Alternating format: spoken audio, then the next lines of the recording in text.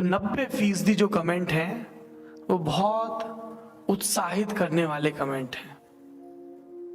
उसमें जो obvious comments हैं वो मैं नहीं बताऊंगा। मैं आपको कुछ वाकये सुनाऊंगा। कुछ रोज पहले मैं अपने मायके जा रहा था। रास्ते में हम लोगों ने गाड़ी रोकी चाय कॉफी के वास्ते। तो एक लड़का मिला वहां पर और वो कांप रहा था पत्ते की तरह। अक्सर हम जिनको टीवी स्क्रीन पर मोबाइल स्क्रीन पर देखते हैं वो अनायास बिना किसी आकाशवाणी के हमारे सामने प्रकट हो जाएं तो हम बड़बड़ा जाते हैं। तो मैं पहले तो आपको ये बताना चाहता हूं आपसे मिले साहस की बदौलत कि भले ही कुछ पत्रकार आपको देवदूत से लगते हो या सत्ता के सिंह की तरह व्याकुल या गुर्राते लगते हो, हम आप ही की तरह साधारण इंसान हैं। आपने कोई और पेशा चुना, हमने खबर बताने का चुना और हमारा वक्त आते आते खबर का जरिया ऐसा हो गया कि हम आपको स्क्रीन पर नजर आते हैं। वानों को उनके जन्म से जो जाति और धर्म मिला है उसकी रक्षा करने की परवाह किए बिना अपने रोजगार, उस रोजगार से आपके वक्त में आपके समाज में किस तरह के बदलाव आ रहे हैं, आप कितने रैशनल हो पा रहे हैं, इसकी ज्यादा फिक्र करनी चाहिए। क्योंकि हमारा और आपका जो धर्म है वो हमारे आपके बचाने से नहीं होगा, एक बड़ी लंबी परंपरा है। बोले साहब उसके पहले ना मैं सुबह शाम अपने धर्म को बचाता था व्हाट्सएप पर, बहुत मेहनत करता था। धन्यवाद भेजा, वो उसकी महानता है। पर हमें एक पत्रकार के तौर पर यह सबक मिला कि अपनी बात कहते रहना चाहिए। आपको पता नहीं कि कौन सी चोट पर पत्थर दर के, कौन सी चोट पर कौन सी हवा उसमें अपने हिस्से की थोड़ी सी मिट्टी, थोड़ा सा पानी, सूरज थोड़ी सी ऊष्मा और वातावरण थोड़ी सी नमी छोड़ जाए और एक अखुआ उसी से फूटे और कुछ हरा भरा हो जाए। एक बुजुर्ग का ईमेल आया और वो ईमेल मुझे अपने मरते तक याद न रहेगा। वो बुजुर्ग मेरे दादाजी की उम्र के रहे होंगे। मेरे दादाजी, मैं बहुत छोटा था तब गुजर गए, दुर्भाग्य मेरा। उनका बेटा अंग्रेजी में था ईमेल, पर हमारी अंग्रेजी थोड़ी सी खराब है, हमारी पत्नी की बहुत अच्छी है।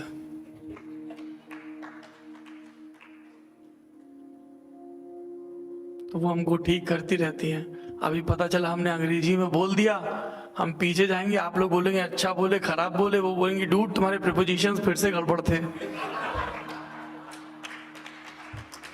इसलिए अपन हिंदी में ठीक है,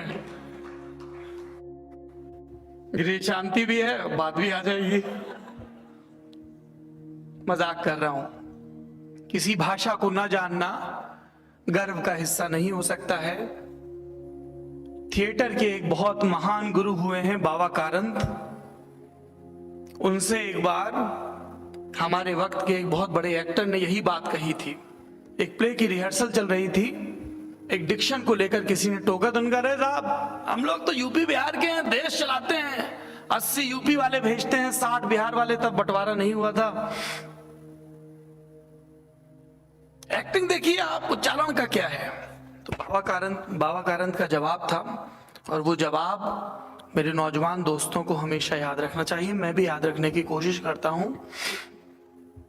उन्होंने अंग्रेजी में कहा था, if you do not know anything that is totally fine. हमें सब चीजें नहीं पता होती हैं, but never celebrate your ignorance. कभी भी कुछ नहीं पता है तो उसको अपने अहंकार से, अपने दर्प से, अपनी जातीयता से, अपनी अस्मिता से, अपने देसीपन से मत जोड़ो, क्योंकि देसी होना मूर्ख होना नहीं है। देखा आपने पत्नी को लेके जोक मारा तो कितनी सफाई देनी पड़ रही है। मैंने उनसे कहा, वो बुजुर्ग ने लिखा, लल्लन टॉप लगा दो। एक बुजुर्ग है, ऑपरेशन से निकला है, उन्होंने जब ये मेल भेजा तो मैं अपने साथियों के बीच पढ़ता हुआ लगभग रुआंसा हो गया था। हम मीडिया में हैं, बहुत गलतियां करते हैं, हम अपनी उम्मीदों पर खरे नहीं उतरते हैं, बहुत कमियां हैं हम में, बहुत ज्यादा कमियां हैं, पर ईमानदारी है। तो वो ईमानदारी कहां से आई? हमने भी अपने हिस्से की नकल की मैथ्स का पेपर पास करने के लिए। हम भी 3 बार एग्जाम के दौरान सूसू करने गए, चिट एक्सचेंज करने के लिए। ये मेरे दोस्त की कहानियां है, मेरी नहीं। आस्किंग फॉर अ फ्रेंड, ये ईमानदारी मुझे मेरे लोग मिलते हैं जो कहते हैं अच्छा कर रहे हो, करते रहो। हमने टीवी देखना बंद कर दिया था, लेकिन अब देखते हैं यूट्यूब चैनल, तो लगता है कुछ ठीक कर रहे हैं। फिर लोग आते हैं और बहुत सारे सवाल पूछते हैं, ये क्यों नहीं दिखाया, वो क्यों नहीं दिखाया, ममता दीदी के स्कैम पर चुप क्यों हो, योगी सरकार में एसआई भर्ती पे ऐसा हुआ बोलते क्यों नहीं, रीट घोटाले पर क्यों नहीं बोलते हो, रीट पर बोला तो गुजरात में जो नकली शराब बिक रही थी उस पे क्यों नहीं बोला, गुजरात की नकली शराब पर बोला तो महाराष्ट्र में जो भर्तियों को लेकर संकट चल रहा है उस पर क्यों नहीं बोला, उस पर बोला तो केरल पर क्यों नहीं बोला, केरल पर बोला तो कर्नाटक पर क्यों नहीं बोला। पहले जब मेरी आम जिंदगी थी, मेंटोस जिंदगी से पहले की जिंदगी, तो मैं इन कमेंट्स को पढ़ के परेशान हो जाया करता था। पर अब मुझे लगता है कि जब तक ये कमेंट्स आ रहे हैं तब तक चीजें ठीक हैं, क्योंकि सामने वाला तुमसे उम्मीद कर रहा है, जवाबदेही की उम्मीद। हो सकता है उसके कुछ राजनीतिक वाद प्रतिवाद हों, उसके कुछ पाले हों, वो तुम पर प्रेशर बनाने की कोशिश कर रहा हो सकता है किसी आईटी सेल में नौकरी करना उसका पार्ट टाइम जॉब या हॉबी हो, यू नेवर नो।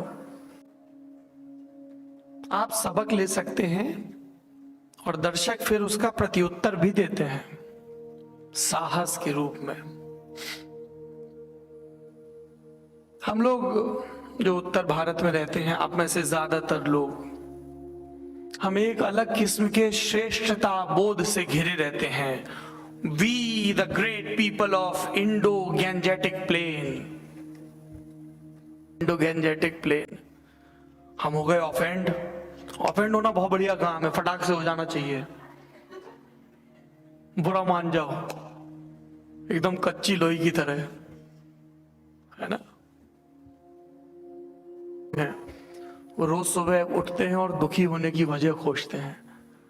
आज मैं देश को बताऊंगा क्या बहुत ज्यादा गलत हो रहा है। बिल्कुल। अभी मैं पिछले दिनों भोपाल गया था, वहां पे बहुत कमाल का आदिवासी संग्रहालय है, ट्राइबल म्यूजियम। तो वहां पे एक आदिवासी समुदाय की मान्यताओं के हिसाब से पवेलियन बना था, उसमें लोहे की एक सीढ़ी थी, सीढ़ी। फिर उस सीढ़ी पे चढ़ के सारे एडिटर स्वर्ग चले गए, हम वहां से ज्ञान देते हैं खूब सारा।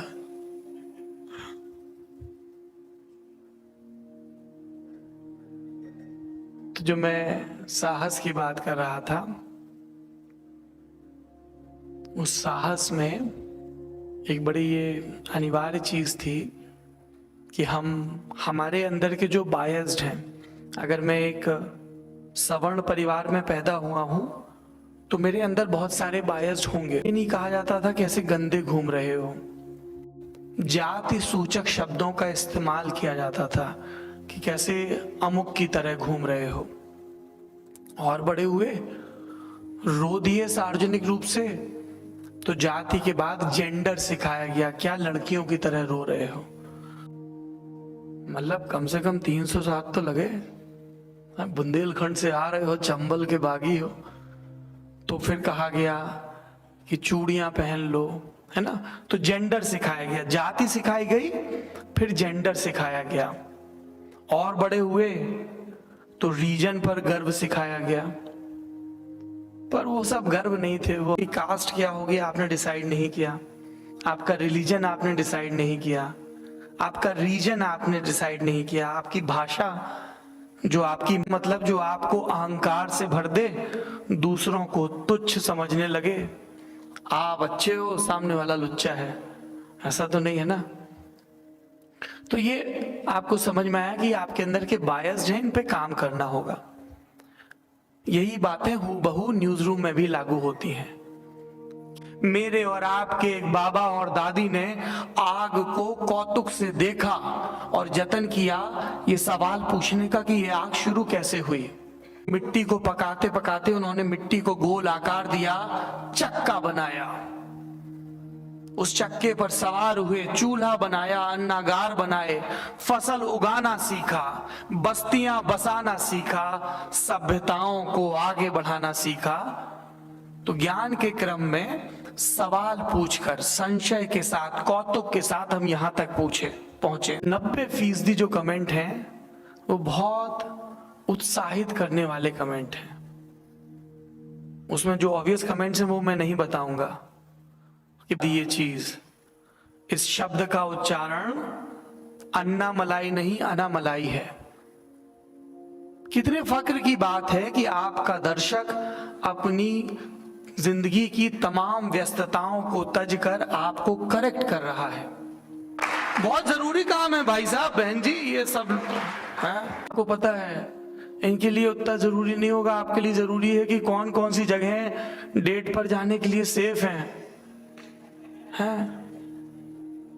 अब तो फिर भी ओयो रूम आ गया है। पहले हम एक बार, बहुत पहले की बात है, प्रकृति प्रेमी थे, तो वो पेड़ों के इर्द गिर्द बैठे थे, इसीलिए किसी आड़ में नहीं बैठे थे। वो लोग समाजवादी थे, इसलिए कंधे से कंधे भी टकरा रहे थे। मुंबई में सागर किनारे तू जो पुकारे और पत्थर फेंके तो किसी प्रेमी को लगे दिल्ली में भी क्रांति आ गई है।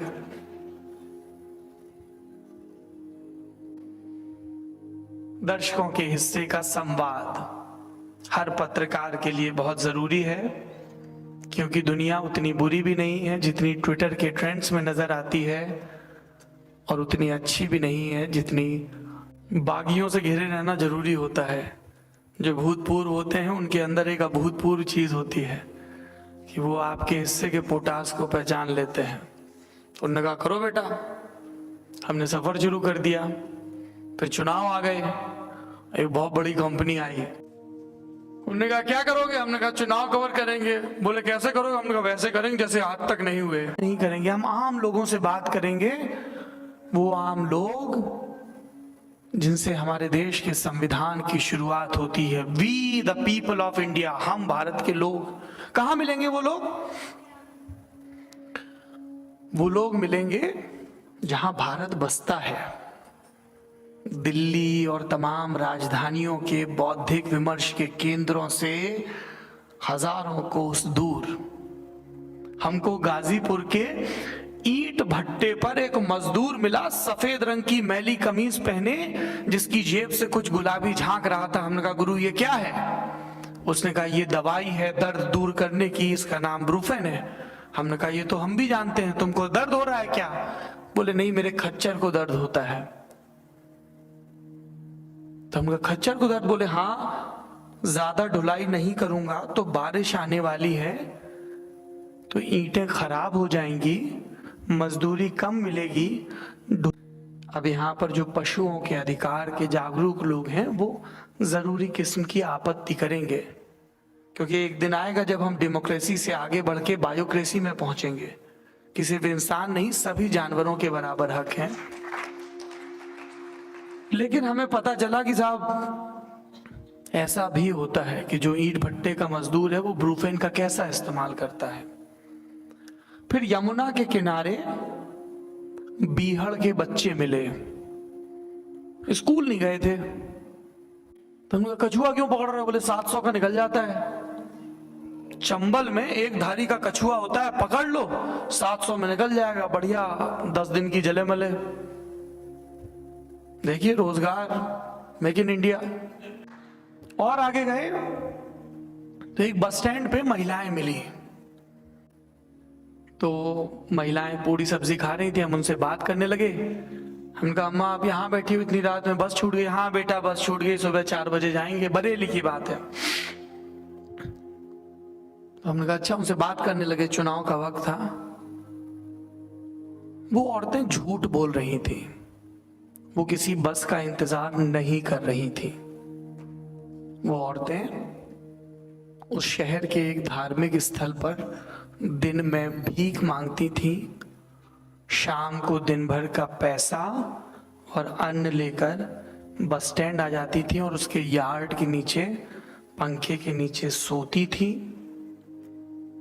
कुछ पैसा उत्कोच के रूप में देती थी। उत्कोच घूस को कहते हैं, अश्लील भद्दा शब्द है, नहीं देना चाहिए, पर कई चीजें संस्कृत और अंग्रेजी में कह दी जाएं तो चल जाती हैं, जैसे वो महान एफ वर्ड। तो उनसे फिर मैं पूछने लगा उनके गांव की इकोनॉमी के बारे में। तो उन्होंने मुझे बड़े जरूरी किस्म के इंसाइट दिए, शौचालय के बारे में, मकान के बारे में, ईंधन के बारे में। तो आप लोगों के पास जाइए, जो भी आप में से पत्रकार, तो ये जो ऊर्जा है फील्ड पर जाने की, अपने हिस्से का सत्य जानने की, ये है।